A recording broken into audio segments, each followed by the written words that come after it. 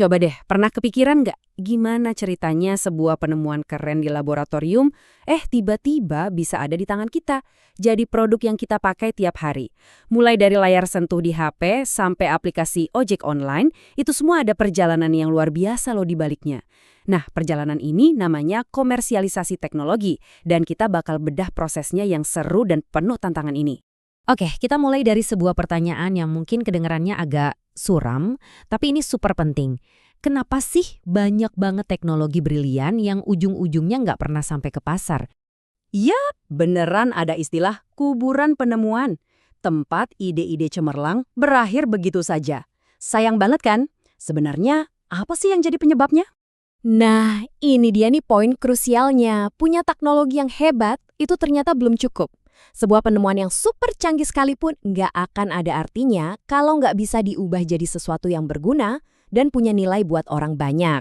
Seringkali masalahnya itu bukan karena teknologinya kurang canggih loh, justru akar kegagalannya itu ada di sisi bisnis. Misalnya nggak ada yang butuh produknya, model bisnisnya nggak jelas gimana cara cari uangnya, eksekusinya berantakan, atau ya bisa juga teknologinya belum siap pakai.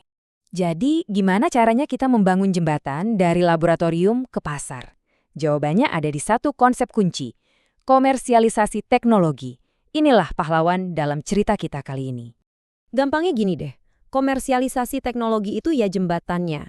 Ini adalah serangkaian langkah yang mengubah sebuah ide mentah menjadi produk atau layanan yang bisa kita beli, yang bisa memecahkan masalah kita, dan tentunya bisa menghasilkan untung. Bayangin aja, ini tuh semacam proses ajaib yang mengubah hasil eksperimen yang rumit di lab menjadi sesuatu yang praktis dan punya dampak besar banget buat hidup kita. Biar lebih kebayang, kita pakai contoh yang kita semua pasti tahu, GPS. Teknologi ini tuh awalnya bukan diciptakan buat kita pesan makanan atau cari jalan loh. Awalnya banget GPS itu proyek militer yang super eksklusif. Dan lihat hasilnya sekarang. Lewat proses komersialisasi, teknologi militer itu kini ada di saku kita. Jadi pemandu kita lewat Google Maps, jadi pondasi layanan kayak Gojek, dan jadi standar di hampir setiap mobil baru. Keren banget kan kekuatan komersialisasi? Oke, jembatannya udah kebayang. Sekarang gimana cara membangunnya? Ternyata ada cetak birunya, ada blueprint yang jelas, yang biasanya terdiri dari 5 langkah utama. Semuanya itu dimulai dari sebuah penemuan. Terus ide itu kita kembangkan jadi prototipe. Kalau udah terbukti oke, kita produksi massal, lalu kita perkenalkan ke pasar, sampai akhirnya bisa bertumbuh dan dipakai banyak orang. Setiap langkah ini penting banget, nggak boleh ada yang kelewat. Jadi ini bukan soal hoki-hokian ya, ada sebuah proses yang metodis, yang tugasnya itu memoles sebuah berlian mentah, yaitu penemuan tadi, menjadi perhiasan cantik yang siap dijual di pasar.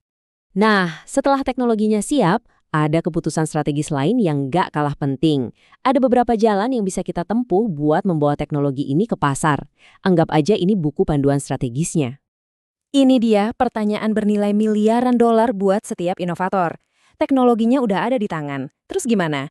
Mau bangun bisnis sendiri dari nol atau mending kerjasama aja sama pihak lain? Jalan pertama, ini yang paling berani, membangun startup.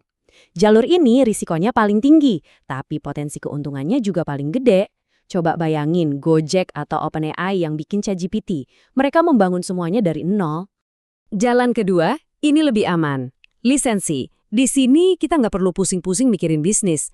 Kita cukup jual atau sewakan hak paten teknologi kita ke perusahaan lain, terus kita dapat royalti.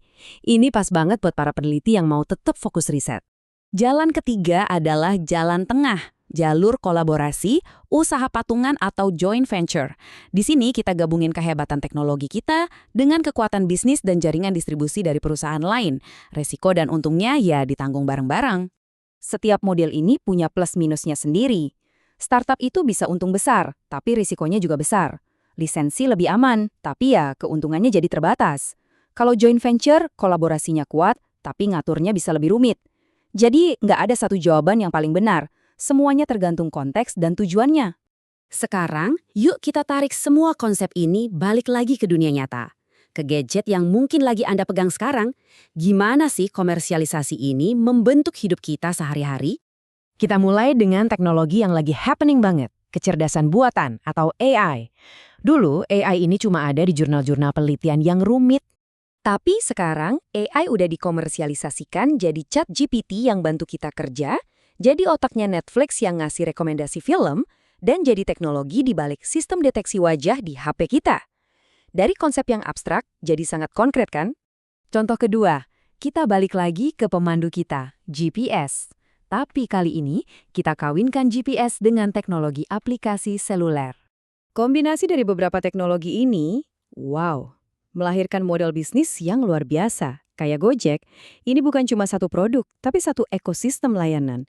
Mulai dari transportasi, kirim makanan, sampai bayar-bayar, semuanya dimungkinkan oleh komersialisasi yang sukses. Jadi sebagai penutup, coba deh kita berpikir sedikit ke depan.